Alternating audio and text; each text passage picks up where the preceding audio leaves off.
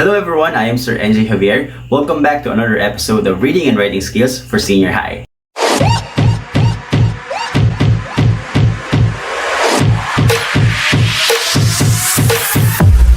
On our last session, we talked about the different ways on how you can develop your paragraph, such as narration, description, definition, and others. For today's session, we'll be talking about a very important lesson that you need to learn for you to survive your academic writings in the coming days. We will be discussing the properties of well-written text.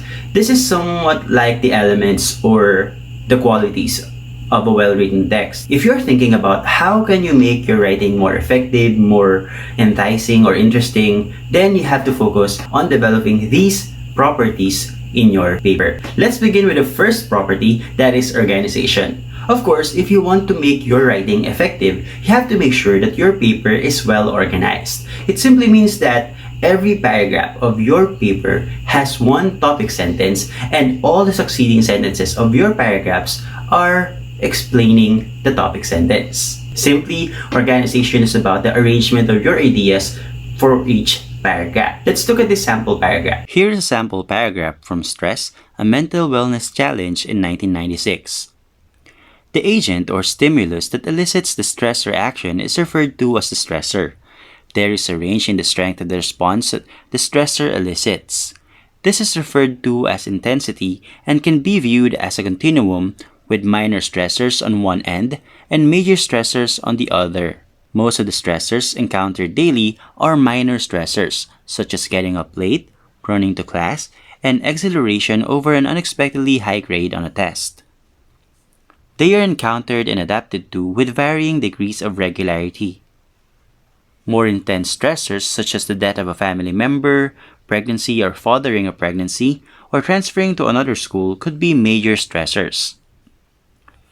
This paragraph observes organization. You see, the first sentence is the topic sentence of the paragraph, and the rest of the sentences are written to explain the topic sentence.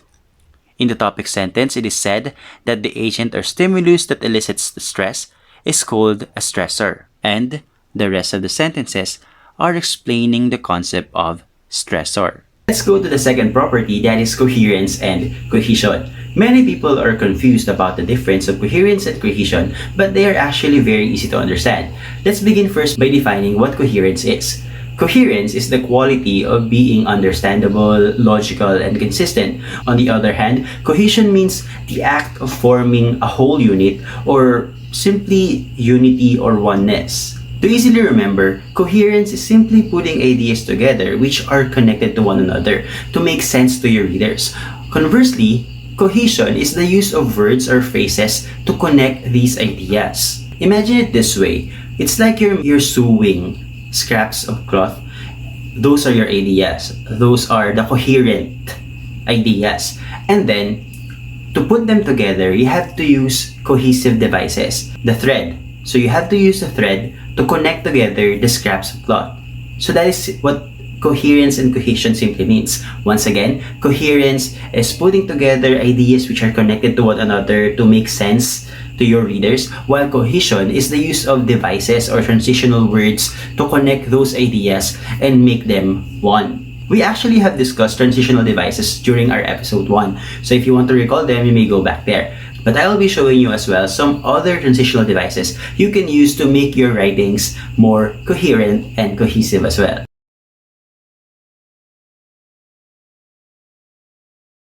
Now let's look at these sentences and see how the transitional devices make the sentences more logical and one. Now let's see how transitional devices work in sentences. A strong typhoon hit some places in Bulacan.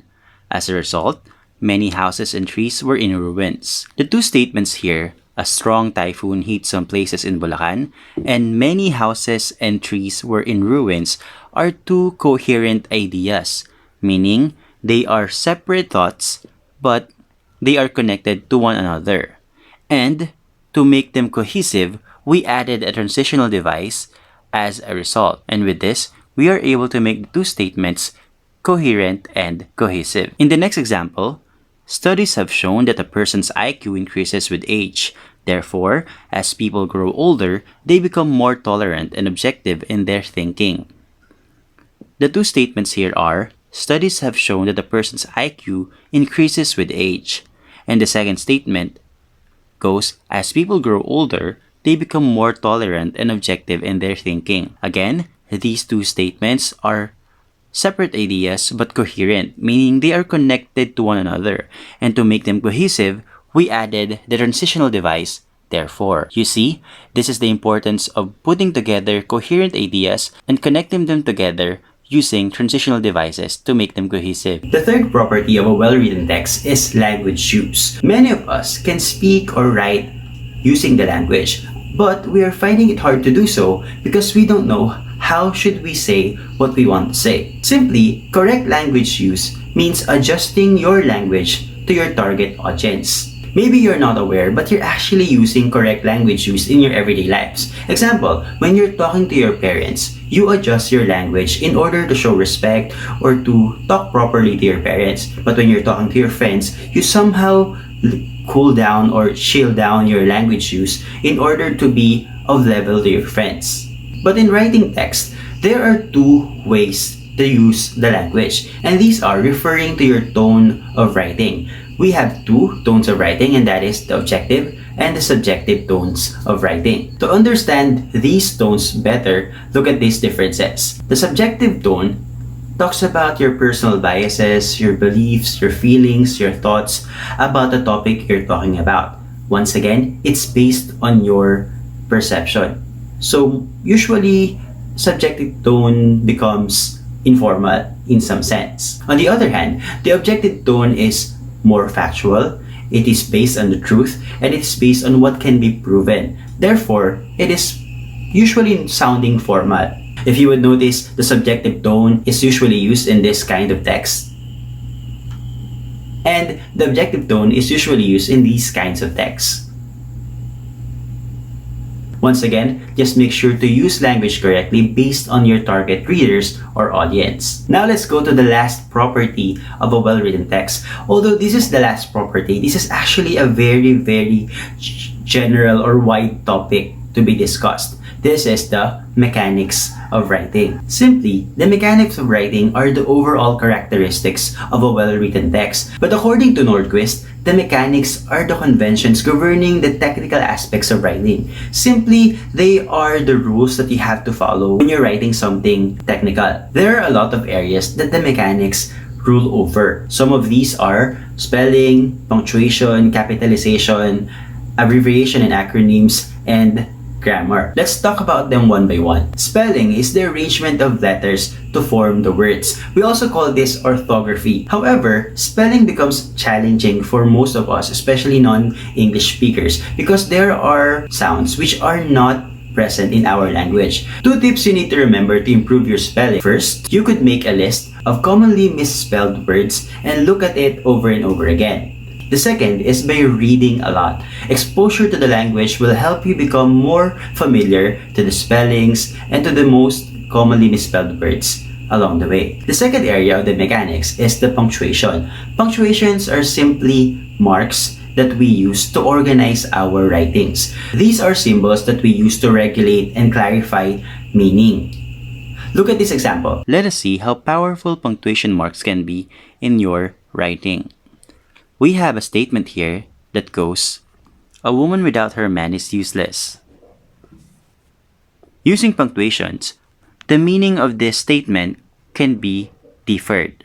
In the first use of punctuations, we see here the use of commas and a period, saying a woman without her man is useless. But in using a different set of punctuations, the meaning differed again.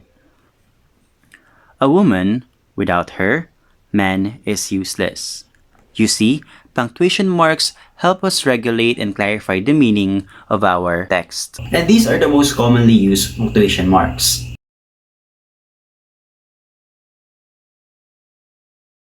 Now let's go to the third area of mechanics, and that is capitalization. Aside from spelling, capitalization becomes a problem as well in modern day writing. Maybe this is because of the texting and chatting practices that we do, but Simply put, capitalization is the observance of correct capitalization in writing. Here are the things you need to remember to capitalize when you're writing a paper. These are the things you need to capitalize in writing. First is proper noun. A proper noun is a specific name of a person, place, or anything that is considered a proper name. The first letter of the first word in a sentence, acronyms. Initial letter of a word or words in abbreviation. The first letter of enumerated words or sentences. The first letter of keywords in a title like nouns, verbs, adjective, adverbs, and pronouns, and for prepositions with 5 letters and above. These prepositions are under, along, beneath, and the like. The fourth area is the abbreviation and acronyms. Many also are getting confused about what's the difference between an abbreviation and an acronym. Simply put, an abbreviation is a shortened version of the original word or phrase. On the other hand, the acronym is using the initial letter of every word of a phrase to create a new word. Example of abbreviations are doctor, engineer, architect, department. But for acronyms, examples are DOST, DOH, SCUBA, and more. Remember, in using acronyms and abbreviation, you have to make sure to put the correct punctuation marks. For your abbreviations, always put a period at the end of the abbreviation. And for your acronyms, you may write them in capital letters or put periods for every letter. This is to avoid confusions in your writing. For example, if you're going to write the acronym of United States of America, or usually we call that United States, when you write US, make sure to put there periods after U and S or capitalize them because sometimes US is confused with the pronoun us. Remember, when you are using an acronym or an abbreviation in your paper, make sure to write out the full form of the abbreviation or acronym the first time you use it in your paper. And then for the rest of your paper, you can already use the abbreviation or the acronym. And the last area we're going to talk about that is being governed by the mechanics of writing is grammar. Grammar is a very scary topic for many. But to define, grammar simply means the structure of language. It talks about the different parts of speech and how to properly combine them to create sentences. But don't worry guys, we'll be discussing more about these grammar rules later on during our succeeding episodes. And that's it. That's our discussion for this day. But before we end, let's first recall what we have talked about. We have talked about the properties of a well-written text. Simply, these are the qualities or characteristics of a well-written paper. There are 4 things you need to remember to make sure that your paper is well-written. The first is organization. Again, organization is the arrangement of your ideas, making sure that your ideas are connected and logically arranged from the beginning until the end. It is the use of a topic sentence and explaining the topic sentence by the succeeding sentences of your paragraph. The second thing we discussed was coherence and cohesion. Coherence is putting together ideas which are connected that make sense, and to connect them, we use cohesive devices or words and phrases that connect them. The third one is language use. Language use simply is adjusting your language depending on your target audience or readers. There are 2 tones, that is the objective tone and the subjective tone. And the last one is the mechanics of writing. The mechanics of writing are simply the conventions or the rules that we follow in writing technically. These mechanics include punctuation, capitalization, abbreviation and acronyms, spelling, and even grammar. And that's it for today's session. Thank you guys for staying with me until the end of this video. Please don't forget to like this video, subscribe to this channel so you would be updated for our next episodes. Once again, I am Sir NJ Javier, and this is Reading and Writing Skills for Senior High.